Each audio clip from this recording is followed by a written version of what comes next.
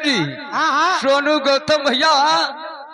गौतम भैया निवासी शिवपुरा बाजार। हाँ हाँ। लड़कवा के मामा अच्छा के तरफ से बच्चे की न्यौछावर में 21 रुपए की इनाम प्रदान आया है।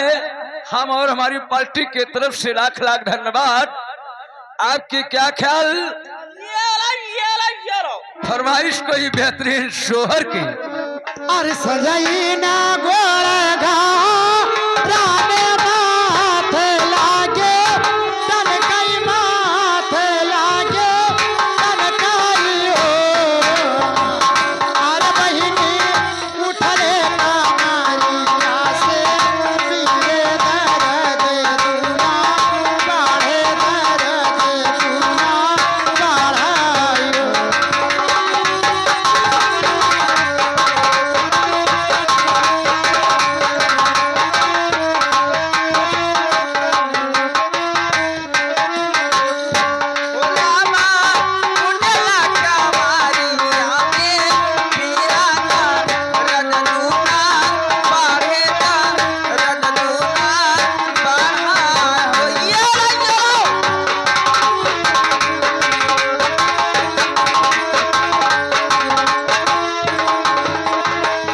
सास मोरे सुआवे वो सरवाना नदिया गाजे ओ बरना नदिया गाजे ओ बारे हो।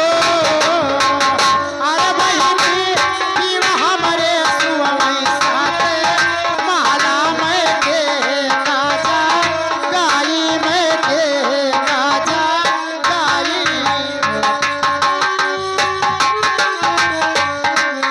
हेलो,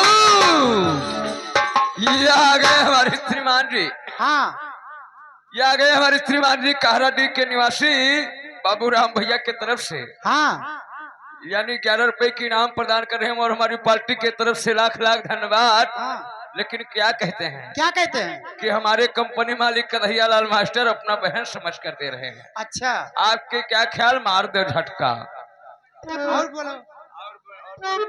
और ये आ गए हमारे श्रीमान जी गुप्त नाम के भाई साहब बच्ची के न्यौछावर में 11 रुपए की इनाम प्रदान कर रहे हैं और हमारी पार्टी के तरफ से लाख लाख धन्यवाद।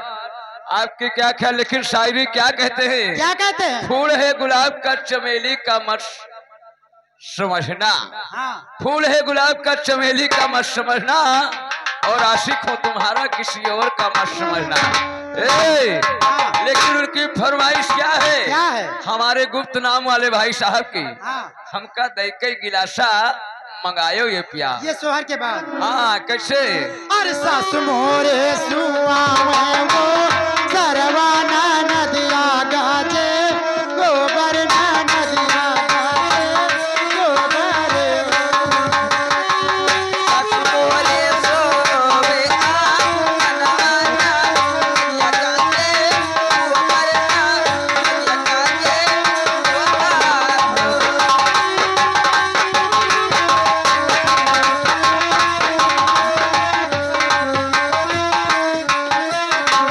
सास मोरे सुआवे वो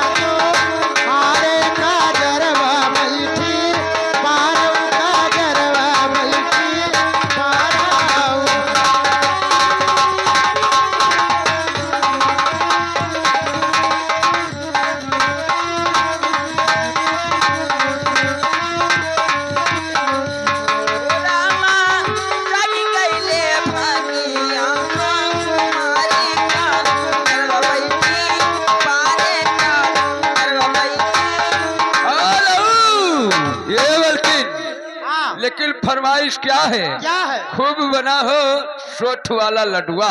अच्छा, अरे खूब बना हो सुआठ वाला लडुआ, खूब बना हो